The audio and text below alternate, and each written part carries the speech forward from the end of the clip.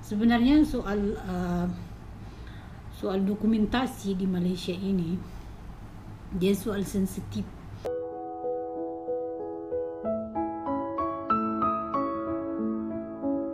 Assalamualaikum semua. Hari ini kita jumpa lagi blog tentang cara mengurus surat beranak. Baiklah, untuk video ini sebenarnya banyak request, selalu tanya dan PM.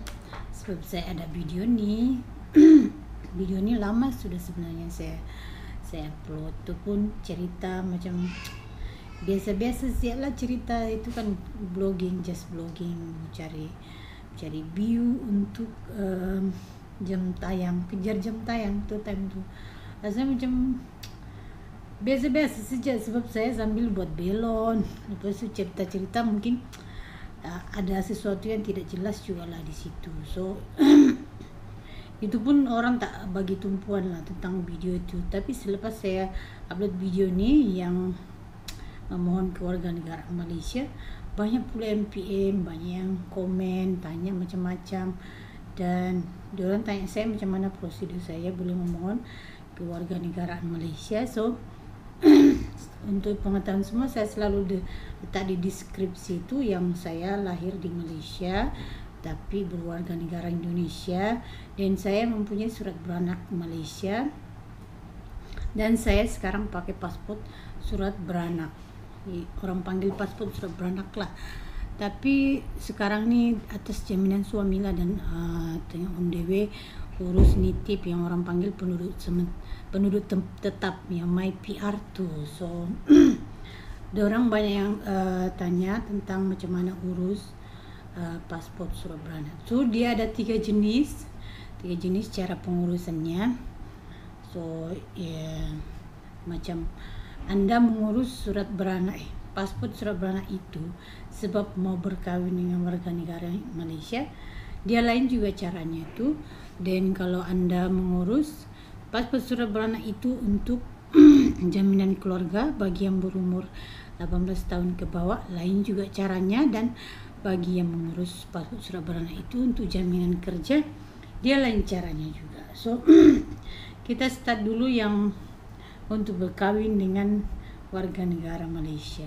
So dia senang saja, macam yang pengalaman pribadi saya lah untuk sepupu-sepupu saya. Sebab saya sudah ada pasport sebelum saya berkahwin, so saya tidak melalui itu. Tapi banyak sepupu saya ataupun keluarga saya ataupun orang terdekat saya yang mengurus pasport surat beranak sebab mau berkahwin dengan warga negara Malaysia. Dia macam ni, dia apa yang diperlukan ialah kita dengan bakal pasangan perlu kursus kahwin terlebih dahulu. Sebab kursus kahwin pun dia tidak dia tidak terlampau cerewet tentang dokumen. So kita boleh guna surat beranak untuk pergi berkursus. So kalau sudah dapat pasport pula, sijil kursus kahwin itulah yang kita bawa untuk mengurus pasport surat beranak itu. Sijil kursus kahwin kita dan bakal pasangan, serta ada satu surat surat jaminan dari bakal pasangan lah, yang berbunyi begini: seandainya pihak tuan ada permasalahan tentang pengurusan dokumen ini, sila telefon kepada bakal pasangan saya. Kita boleh tulis nama dia, nama bakal pasangan, nombor IC serta nombor telefon dalam surat tersebut. Dan surat tersebut bakal pasangan wajib sign di bawah. Dan kita bawalah sijil kursus pasangan, bakal pasangan, photostat IC-nya, photostat surat beranaknya, dan yang surat tadi itulah perakawan. Itu saja. So apa-apa pun Anda boleh menghubungi pihak konsul terdekat kalau untuk mengurus surat beranak untuk yang berkahwin dengan warga negara Malaysia. Itu senang sahaja. Okey, dan untuk yang jaminan keluarga yang bawah 18 tahun, dia bolehlah membawa membawa segala dokumen yang berkaitan dengan ibu bapa yang menandakan ibu bapa ialah warga negara Indonesia. Biarpun dia sebuah paspor surat beranak yang lama, photostat saja, yang penting dia ada rekod, dia boleh dipakai untuk mengurus paspor surat beranak juga. Dan rasanya macam kalau yang jaminan keluarga itu dia perlukan surat dari kota kampung yang tempat kita tinggal tuh.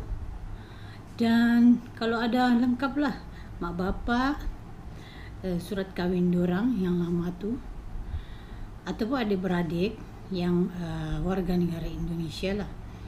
So yang tadi tu yang surat yang mau kawin dengan warga negara Indonesia, rasanya perlu juga lah ibu bapa, tapi salah satu pun boleh. Macam ibu sejaka ada paspor lama sangat, yang kadang sekarang kan ada yang anaknya paspor, anaknya bukan warga negara tapi ibu bapa ada warga negara kah ataupun my PR Malaysia. So dia ada kena bukti lah yang mak bapak dia ada keturunan orang Indonesia, baru boleh urus paspor surat beranak itu.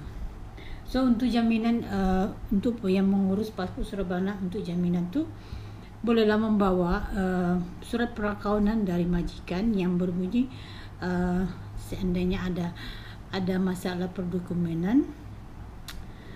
Untuk yang berkenaan boleh menghubungi pihak majikan, boleh letak nama majikan, nombor IC majikan ataupun nombor syarikat ataupun nombor telefon apa semua, dan suruh bakal majikan sign. Dia lebih kurang macam yang mau berkahwin dengan ya lebih kurang yang mengurus paspor surat beranak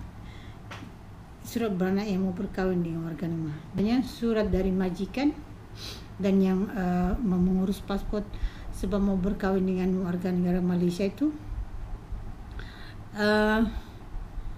surat dari bakal pasangan. So senang saja, apa-apa pun boleh telefon dengan pihak konsul terlebih dahulu, tanya apa yang diperlukan. Saya mengurus paspor ni, telepon konsul dan kasih tahu macam mana cara mengurus paspor.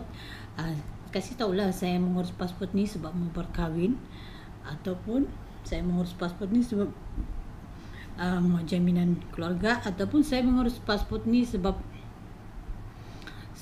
mau jaminan kerja. So diorang kan bagi tahu macam mana cara, apa yang diperlukan, sebab kadang peraturan dia akan berubah-berubah.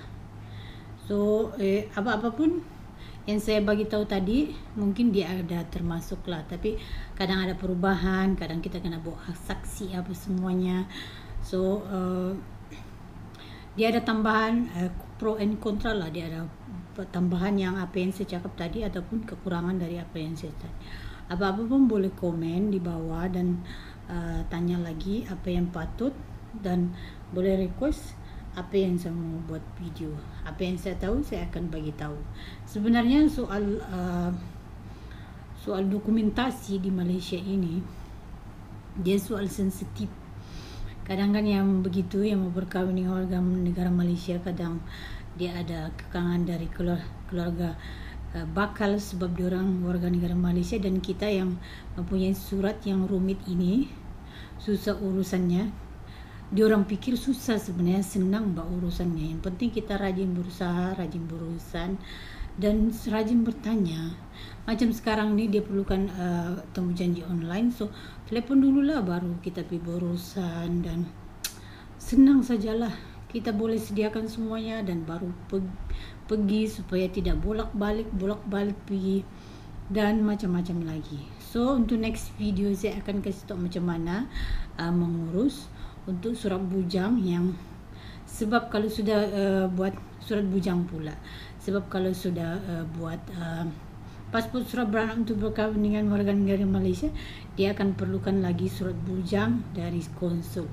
So dia ada syarat-syaratnya lagi. So next video kita buat lagi. Okay, sekian, terima kasih. Assalamualaikum. Maaf yang sudah lama menunggu video ni, sebab saya sebenarnya sangat mengandung, so sibuk rasanya. Tak tahu sibuk apa, sibuk tidur kali. So terima kasih untuk yang sudah menunggu dan bertanya. Semoga ada manfaatnya apa yang saya sampaikan.